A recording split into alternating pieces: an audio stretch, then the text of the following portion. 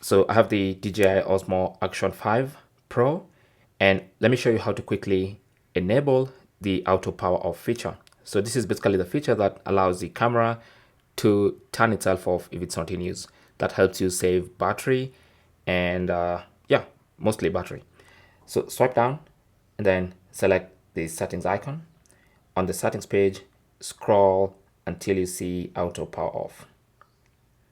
There you go. So it's currently set to never, as you can see, because I disabled that feature, but now I realize I need it. So I'm gonna enable it and set it to 10 minutes. Now, usually it's 5 minutes by default. So I'm gonna set mine to maybe 10 minutes. So if 10 minutes go by without me touching the camera, as long as it's not recording anything, it's going to automatically turn itself off. Okay, so that's a very useful feature. Keeps your camera lasting longer in terms of battery and also longevity of the camera. Thanks for watching and good luck.